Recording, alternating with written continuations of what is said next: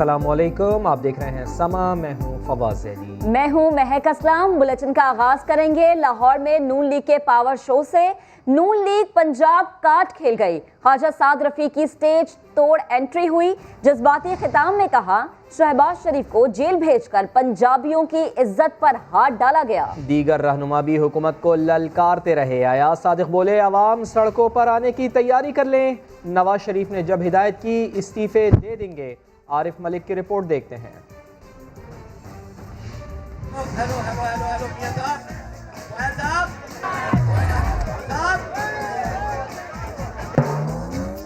ख्वाजा साद रफीक की सियासी उफक पर स्टेज तोड़ वापसी। तकरीर शुरू की तो शहबाज शरीफ की गिरफ्तारी को पंजाबियों की इज्जत से जोड़ दिया। तुमने शहबाज शरीफ को नहीं, पंजाब की खिदमत को पाबंदे सलासल किया है। तुमने शहबाज शरीफ को नहीं, तुमने पंजाबियों की इज्जत पे हाथ डाला है। सरदार एयाज सादिक बोले, वो वक्त दूर नहीं जब इमरान नियाजी आगे आगे और हम पीछे पीछे होंगे। जब हमने देने होंगे इस्तीफे, स्पीकर को पकड़ाएंगे और कौमी असेंबली में आके इंशाअल्लाह ऐलान भी करेंगे। नवाज शरीफ साहब के हुक्म की जरूरत है। जलसे से राना मशहूद और अता तारर समेत दीगर रहनुमाओं ने खिताब किया और शहबाज शरीफ की गिरफ्तारी को नैब न्याजी गठजोड़ करार दिया। क्या मुस्लिम लीग नून का कोई ग्रुप शहबाज शरीफ को पंजाब की सियासत तक महदूद करना चाहता है?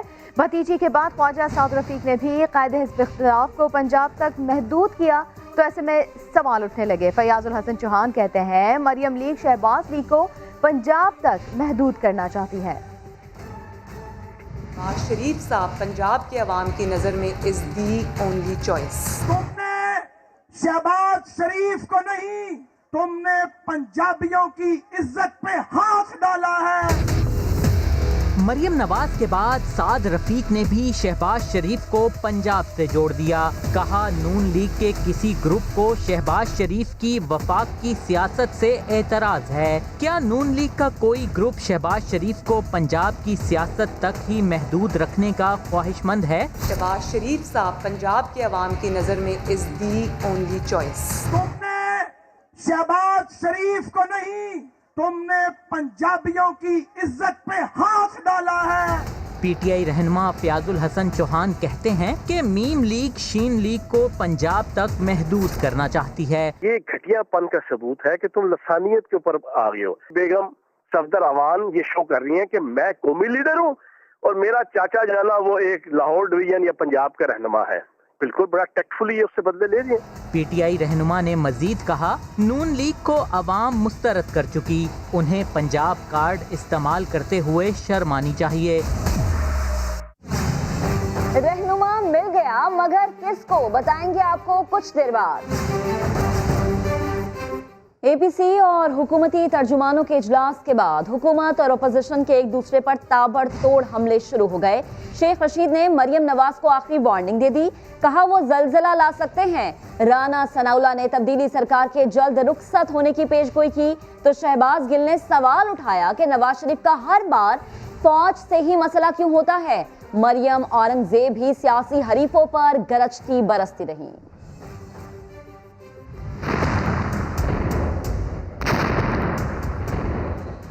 ये जो कठपुतली वजीर आजम है, इसका जाना अब ठहर चुका है। इमरान खान सेनेट में जब अक्सरियत हासिल ले जाएगा तो आपको नदामत उठानी पड़ेगी। जब मोदी को मिस कॉलें देते हैं उस वक्त गद्दार कौन होता है?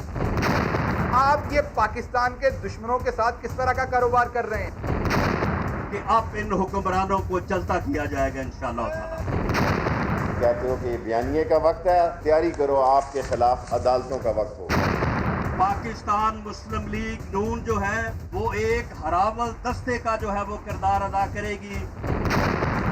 ये अंधों का एक अस्तबल है। 3 पार्टियां, एक मेरा पीर भाई है, एक इस्तीफा ने देगी। नून लीग के दिन बारी हैं। नवाज शरीफ ने मुसल्लह फौज के हर अफसर को लूट किया है। नवाज शरीफ ने फौज के खिलाफ ऐलान जंग किया है। इस मियां मिट्ठू को जूते मार के निकालेंगे बाहर इंशाअल्लाह ताला। फाइनल वार्निंग देना चाहता हूँ। मैं ऐसी खबरें इस मुल्क से निकाल सकता हूँ कि जमीन और आसमान के कलाबे मिल जाएंगे, सियासी जल्जला आ जाएगा। मरियम साहबा,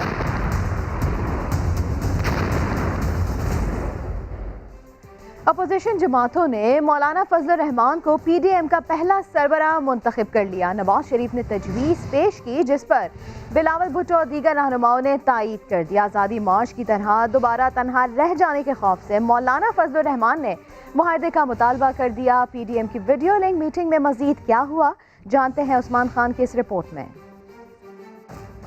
पाकिस्तान डेमोक्रेटिक मूवमेंट की वीडियो लिंक बैठक में अपोजिशन के बड़ों का बड़ा फैसला।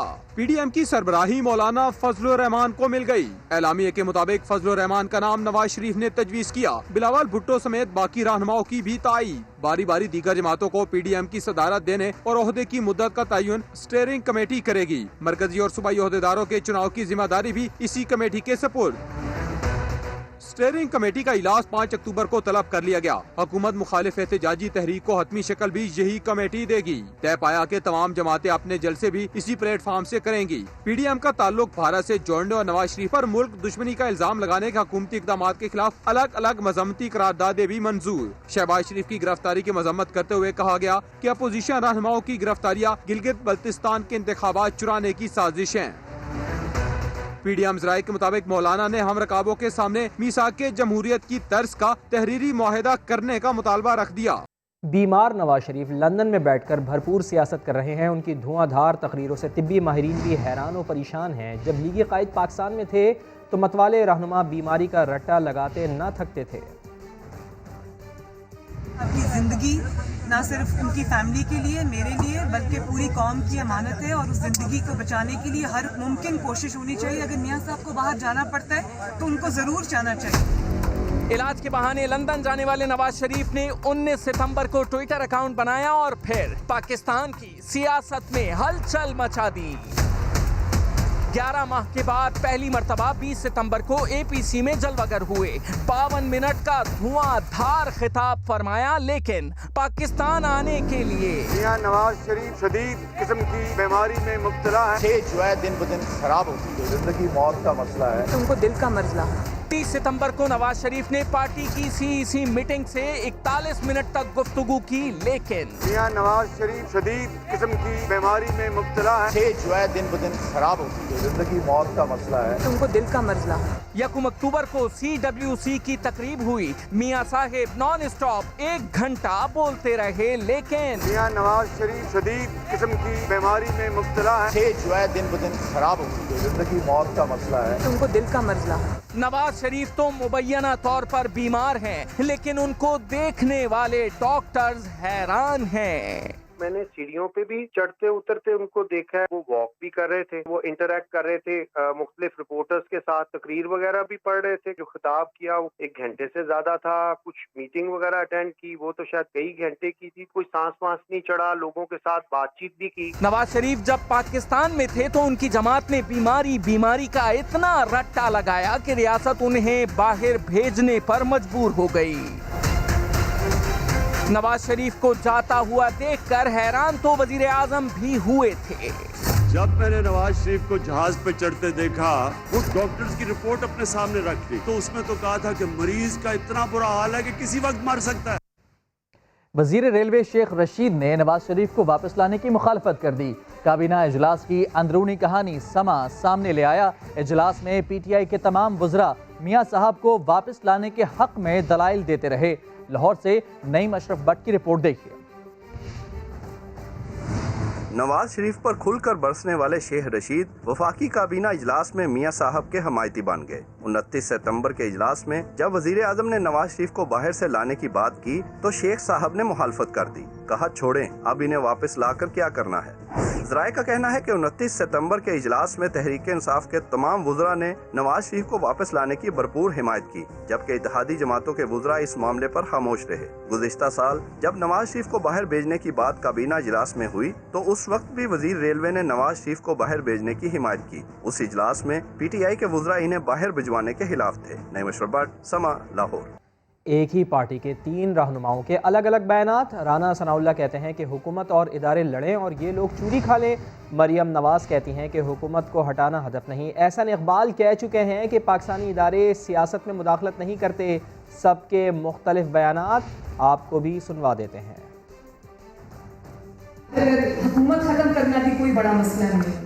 मसला जहाँ पे आता है वो यही है कि क्या इस तरह आवाम के वोटों से आई हुई जो हुकूमतें होती हैं इसी तरह उनको खिदमत करते करते घर भेजने के हुक्म साबित होते रहेंगे। तो इस मसले को आज एड्रेस करने का मौका है। ये लोग अदारों का तहफ़्फ़ुज़ करेंगे तो लाजमी बात है कि फिर अदारों के मुतल्लिक़ जो है वो बात होगी। ये चाहते ये हैं कि अपोजिशन और अदारे आपस में दस्तो गिरेबान हों और ये बीच में जो है ये चूरी खाते रहें।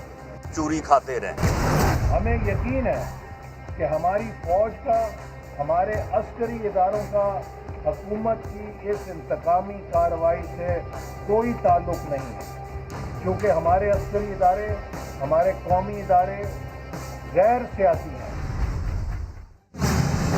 सिंध का समा दिखाएंगे आपको थोड़ी देर में। आगे बढ़ते हैं। मोहसिन दावड़ को बतौर मेहमान खुसूसी क्यों बुलाया? बाजोड़ बार काउंसिल की तकरीब में कुर्सियां चल गईं। जमात इस्लामी ने शदीद एहतजाज रिकॉर्ड कराया।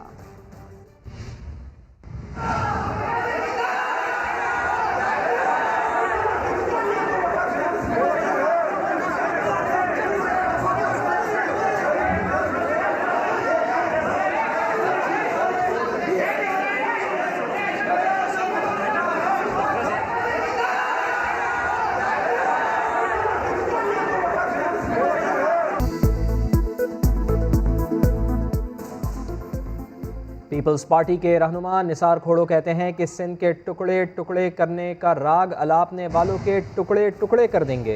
सिंध को तोड़ना मुल्क तोड़ने के मुतरादिफ होगा। बिलावल भुट्टो सिंध का केस लड़ रहा है। अगर सिंध वासियों का हमने साथ देना है तो फिर हमें यह भी सोचना चाहिए कि सिंध के खिलाफ कौन है। अगर सिंध के खिलाफ कोई साजिश कर रहा है तो उसकी भी हमने मुखालफत उसी जवां मर्दी से करनी है कि यही पार्टी है जो मेरे सिंध को बचा सकती है। नहीं तो बड़े हैं लोग तुम्हारे इस शहर में हैं जो रोजाना राग अलापते हैं, सिंध को टुकड़े करेंगे। मली वासो जवाब दे दो, हम तुम्हारे टुकड़े कर देंगे, सिंध को टुकड़े नहीं देंगे। शर्म आनी चाहिए। वो कहता है हम गांव से जीत के आते हैं और कराची पे आके कब्जा करते हैं। और तुम जो उस्मान पोस्टार को ले आए हो गांव से, तो उसको क्यों नहीं कहते हो? अगर जलते हो पीपल्स पार्टी तो जलते रहो। ये तुम्हारे दिल पर ये मूंग डलते रहेंगे, हम तीर चलाते रहेंगे हम। एमक्यूएम पाकिस्तान का निसार खोड़ो को करारा जवाब। हैदर अब्बास रिजवी कहते हैं कि धमकियों में आने वाले नहीं। उनका क्या कहना था, आइए आपको सुनवा देते हैं। खोड़ो साहब का बयान इंतहाई ताज्जुब अंगेज है हमारे लिए। मेरी आज तक ये बात समझ में नहीं आई कि आखिर एमक्यूएम की जानिब से किए जाने वाले सूबे के मुतालबे पर कबाहत क्या है पीपल्स पार्टी को। क्या ये कोई गैर आईनी मुतालबा है, कोई गैर जमहूरी मुतालबा है, क्या ये कोई गैर अखलाकी मुतालबा है? और सिंध को तोड़ना कौन चाहता है भाई? धमकियों से मरूब होने वाले तो हम है नहीं कि तोड़ देंगे और जोड़ देंगे और ये कर देंगे और वो कर देंगे। मेरे ख्याल से इन बातों में कुछ नहीं रखा और इन बातों का वक्त बहुत पीछे रह गया है। सिंध के बारिश और सैलाब से दर बदर मजलूम आवाम के आशियाने तबाह हो गए, जो भूख प्यास से बिलख रहे हैं। मीरपुर खास से उमरकोट तक, सांगढ़ से बदीन तक हर तरफ पानी का मुहासरा है। आप देख सकते हैं ये जो ज़मीनें हैं वो इस वक्त मुकम्मल तौर पर पानी में बह चुकी हैं। यहाँ पर जो लोगों के घर थे कच्चे, उनमें पानी आ चुका है। हालिया बारिशों से अंदरूनी सिंध के आवाम तबाह हो गए। पीपल्स पार्टी उनको संभालने के बजाय जल्द से जुलूस और रैलियां कर रही है। 4 अक्टूबर एक रैली हम निकालेंगे। हमारी रैली जो है वो नाम ही उसका एक तो कराची एक जैसी रैली है। रोटी और कपड़े से महरूम आवाम पहले झुग्गियों में थे और अब उनकी झुग्गियां पानी में हैं। मच्छर का बहुत इशू है, बहुत नुकसान पहुंच रहा है। राशन जो लोग बेघर हुए हैं वो पहुंचाने की कोशिश कर रहे हैं। एक माह पहले होने वाली बारिशों ने मीरपुर खास का नक्शा ही बदल दिया। राशन देने का वादा करके जाने वाले लौट कर आने के बजाय सियासत में मसरूफ हो गए। पीपल्स पार्टी जिस अवाम को ताकत का सरचश्मा कहती है वो भूख और प्यास से जां बलब है।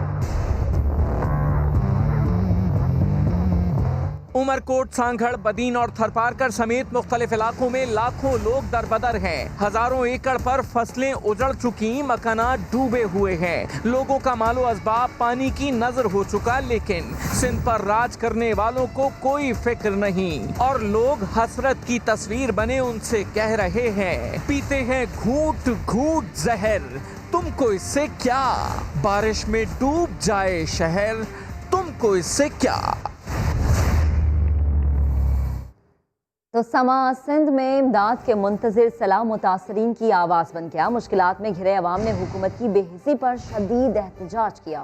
रिपोर्ट आपको दिखाते हैं।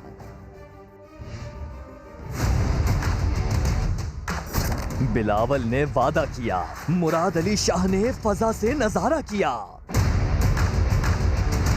मगर किसी ने दुखों का न मदावा किया। बिलावल साहब ये बोला था कि हमारे हिस्से में राशन तो हम नहीं दे सकते, वो इमरान खान का काम है। समा बना सिंध के बासियों की आवाज। सोसाइटीज के ऐन सामने खैमा बस्तियां और वहां पर गंदा जोहड़ का पानी। सिंध में सैलाब मुतासरीन की सबसे बड़ी खेमा बस्ती भूखे प्यासे बैठे लोगों की दास्तान सुनाई। जो जमीन से निकल रही हो या कोई फली या आलू, वो इस तरह से मिलाकर और कुछ बनाकर अपने बच्चों का पेट पालने की कोशिश करें। मीरपुर खास, छाछरो, उमरकोट या बदीन छोड़ आए ये अपनी जमीन, क्योंकि सैलाब के 1.5 माह बाद भी जमा है पानी। अब रेत पर लिख रहे हैं ये अपने दुख की कहानी। छोटे छोटे से मासूम से बच्चे हैं जो इस रेतीली मिट्टी के ऊपर बैठे हुए हैं। यहीं पर ही इनका खाना पानी है, यहीं पर ही इनका सोना है। जानवरों के लिए मच्छरदानियों की बातें की जा रही है, लेकिन इंसानों को यहाँ पर कुछ नहीं दिया गया। पीपल्स पार्टी को वोट करते आ रहे हैं, हमारे को कुछ भी नहीं मिला, हम वोट भी नहीं देंगे, किसी को भी नहीं। मुश्किल में है यहाँ के लोगों की जिंदगानी। सिंध सरकार वालों, वोटर चीख रहा है, जिम्मेदारी तुम्हें ही है उठानी। बेघर सैलाब मुतासरीन भूख और मौसम की सख्ती ही बर्दाश्त नहीं कर रहे। सांप और बिच्छू भी खतरा बने हुए हैं। समा के प्रोग्राम 7 से 8 की रिकॉर्डिंग के दौरान वहां क्या हुआ, आइए देख लेते हैं। मौजूद हूँ मीरपुर खास और दीगर इलाकों को मुसलसल कवर कर रही हूँ, प्रोग्राम की रिकॉर्डिंग कर रही हूँ और इसी दौरान जिस मौके पर जिस मकाम पर मैं मौजूद हूँ, रिकॉर्डिंग के दौरान ही अभी कुछ ऐसा हुआ कि यहाँ पर सांप बिच्छू, जिसके हम बार बार ये सोच रहे थे कि यकीनन आते होंगे ऐसे इलाके में, तो हमारी आंखों के सामने ये हमने सांप देखा और फिर जिस तरह से टीम के पैरों में से गुजरता हुआ, मेरे पाँव के नीचे से गुजरता हुआ ये सांप आगे पहुँचा। ये देखिए, ये आपको मैं दिखा रही हूँ और फिर उसके बाद लोगों ने इसको अभी अभी इस सांप को मारा है। ये मेरे साथ भाई मौजूद हैं। ये बहुत खौफनाक मंजर जो हमने यहाँ पर देखा है भाई, ये तो हमारी आंखों के सामने ये सांप और अभी आप लोगों ने मारा। क्या ये यहाँ पर वक्तन फवक्तन ऐसे ही आते हैं? ऐसे ही आते हैं, क्या करें। इधर है बंदर, ऊपर बड़ा बंदर है, इधर सांप भी होते हैं, बिच्छू भी होते हैं, ये सेवल है, पिथोरो, इधर देखो जाके कितने दाखिल पड़े हैं। क्या करें, काटते हैं बच्चों वगैरह? हाँ काटते हैं ये बहुत। ये जहरीला सांप? जी हाँ, जहरीला है बिल्कुल। आसमान खुला हुआ, मोटे मोटे मच्छर, सामने पानी, इधर दरियाए सिंध, नीचे बिच्छू, सांप, हर तरह से एक ये क़यामत का सा मंजर है इन लोगों के लिए। अजियत में, तकलीफ में जो तबाही के मनाजिर हैं वो पीर को आप 7 से 8 में देख सकेंगे, लेकिन आपको मैं ज़रा मज़ीद थोड़ा सा और डेप्थ में दिखा देती हूँ। ये देखिए कि छोटे छोटे से जो खैमे बने हुए हैं और सिर्फ नीचे कच्चा इलाका है और इस कच्चे इलाके में मुसलसल सांप, बिच्छू, दीगर हशरात, ये छोटे छोटे से मासूम से बच्चे हैं जिनको नुकसान पहुंचा सकते हैं और बहुत सारे बच्चे बड़े इस वक्त सिविल हॉस्पिटल में मौजूद हैं। खिपरो के हालात भी मुख्तलिफ नहीं हैं। मुख्तलिफ मकामात पर बरसाती पानी जमा है, लेकिन मुतासरीन पीने के पानी को तरस गए हैं। खिपरो की रानी पर क्या गुजर रही है, राजा रशीद की रिपोर्ट। यह है खिपरो की रानी जो सर पर मटका रखे दूर दराज इलाके से पानी लेकर घर की तरफ जा रही है। रानी का कहना है बारिशों के बाद साफ पानी नायाब हो गया। बाहर जाते तो गंदे पानी होता है, हम बैठे रोटी किधर पका है, हमारे पास पानी का नहीं, कुछ भी नहीं है हमारे पास। रानी के 5 बच्चे हैं, लेकिन उसे बच्चों के साथ अपने जानवरों की भी फिक्र है। एक बकरी है, एक तीतर है, उनके पानी कैसे पिलाए हम? हमारे को पानी पीने का नहीं है, उसको कैसे पिलाए? वे गंदा पानी पिए तो मर जाएगी बेचारे। 1 माह पहले बरसने वाली बारिश के सैलाबी पानी ने अब तक इलाके को घेर रखा है। एक रानी ही नहीं, इस इलाके का हर फर्द साफ पानी न मिलने से अजियत में मुब्तला है। सैलाब मुतासरीन ने सूबाई हुकूमत से फौरी इक़दामात उठाने का मुतालबा किया है। राजा रशीद, समा, खिपरो। सिंध में कोई इंतजामी मसला हो या कुदरती आफत आ जाए, पीपल्स पार्टी की सूबाई हुकूमत 2 ही काम करती है। पहला ये कि तस्वीरें और वीडियोस बनवाकर सियासत की जाती है, और दूसरी तरफ वफाक पर इल्जामात लगाए जाते हैं, पैसे मांगे जाते हैं। सिंध को हम पैसा नहीं देंगे, कि बाप का पैसा नहीं है, कि बाप का पैसा नहीं है। सिंध पर राज करने वालों का पसंदीदा मशगला ये है।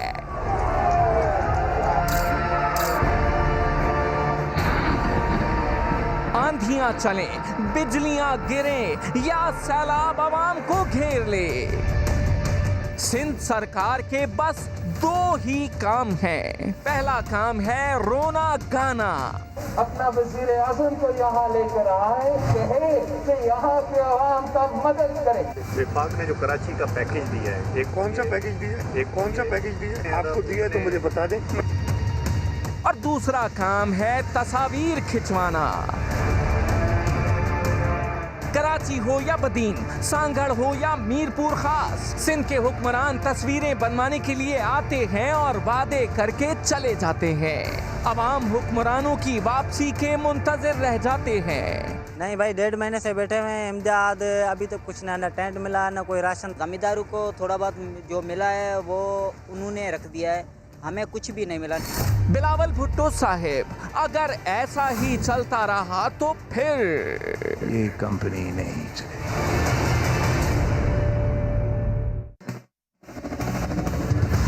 अंदरूने सिंध तबाही की कहानी। अच्छे हालात नहीं है। सैलाब के सताए सिंध वाले, कब होगी इनकी दाद रसी? कुछ भी नहीं मिला हमें। सारा पानी भरा पड़ा। कोई इमदाद वगैरह कहिए? न कोई इमदाद कही, न कोई इमदाद कही। 7 लाख लोग उमरकोट जिले में बेघर हुए हैं। वाकईतन बड़ी तकलीफ दे सिचुएशन है। ये छोटे छोटे से मासूम से बच्चे हैं, रेतीली मिट्टी के ऊपर बैठे हुए हैं। यहीं पर ही इनका खाना पानी है, यहीं पर ही इनका सोना है। समा बना सिंध की आवाज। टिकटॉक स्टार बनने का शौक जान ले गया। लियारी एक्सप्रेसवे पर 13 साला लड़का तेज रफ्तार गाड़ी की जद में आकर जिंदगी हार गया। शाहनवाज अली कादरी की रिपोर्ट देखिए। 13 साला सलमान की टिकटॉक स्टार बनने की ख्वाहिश अधूरी रह गई। कराची में अबुल हसन इस्फहानी रोड से मुत्तसिल कच्ची आबादी भक्कर गबूल गोट का रिहायशी सलमान 3 दोस्तों के साथ लियारी एक्सप्रेसवे गया। वीडियो बनाने के बाद पैदल एक्सप्रेसवे से उतर ही रहा था कि तेज रफ्तार हाई रूफ वैन ने सलमान और उसके दोस्तों को रौंद डाला। बीच से आती हुई गाड़ी ने एकदम मारा, कुछ पता नहीं चला कैसे हुआ, क्या हुआ। 8वीं जमात का तालिब इल्म सलमान घर से झूठ बोलकर निकला था कि क्रिकेट खेलने जा रहा हूं। अहले खाना ने टिकटॉक पर पाबंदी लगाने का मुतालबा कर दिया। पुलिस ने हादसे के जिम्मेदार ड्राइवर को हिरासत में ले लिया। ताहम सलमान के अहले खाना की जानिब से माफ करने पर छोड़ दिया गया। कैमरामैन इमरान शाहिद के साथ शाहनवाज अली, समा, कराची। खेल के मैदान से खबर, क्या दौरा न्यूजीलैंड में अजहर अली टेस्ट कप्तान बरकरार रहेंगे या नहीं? चीफ सेलेक्टर और हेड कोच बनने का तजुर्बा कैसा रहा? मिसबाह उल हक होंगे कल शाम प्रोग्राम स्पोर्ट्स एक्शन के मेहमान। और कराची वालों के लिए खुशखबरी है कि कराची सर्कुलर रेलवे का पहला मरहला 6 माह में मुकम्मल हो जाएगा। वज़ीर आला सिंध की ज़ेर सदारत इजलास में सेक्रेटरी रेलवेज़ ने सर्कुलर रेलवे का पहला मरहला 6 माह में मुकम्मल करने का दावा किया है। वज़ीर आला सिंध मुराद अली शाह ने बताया कि KCR के 24 स्टेशन होंगे और रोज़ाना 5.5 लाख मुसाफिर सफ़र कर सकेंगे। प्रोजेक्ट 3 मरहलों पर मुश्तमिल होगा। दूसरे मरहले में ट्रैक को डबल किया जाएगा। पीने का साफ पानी दो, सड़कें साफ करो, टैक्स का हिसाब दो। डिफेंस वाले एहतजाज के लिए कराची प्रेस क्लब पहुंच गए। रेहान अहमद की रिपोर्ट। माफिया बंद करो, लाइनों में पानी दो। DHA के मकीन तड़प उठे। कराची प्रेस क्लब पर होने वाले मुजाहिरे के शुरका ने चीख चीख कर मुतालबा किया कि DHA बेहिसी की पॉलिसी छोड़े और इंतजाम बेहतर करे। हम पानी मांग रहे हैं, सफाई मांग रहे हैं, कुछ नाजायज नहीं मांग रहे हैं। हमें सड़कें साफ चाहिए, हमें अपने गंदे नाले साफ चाहिए, हमें बेसिक पानी के पीने की लाइनें चाहिए, हमें इलेक्ट्रिसिटी चाहिए। हम जिन चीज़ों के लिए टैक्स देते हैं वो तक हमारे पास नहीं है। मुजाहिरीन के मुताबिक उन्हें घरों में हर माह 40,000 रुपए तक के टैंकर्स डलवाने पड़ते हैं। उन्होंने लाइनों में पानी फराहम करने का मुतालबा किया। कैमरामैन मोहसिन अली के साथ रेहान अहमद, समा, कराची। न्यूज़ स्टूडियो से अब तक के लिए इतना ही। एक ब्रेक के बाद हाजिर होंगे हेडलाइंस के साथ। आप देखते रहिए समा।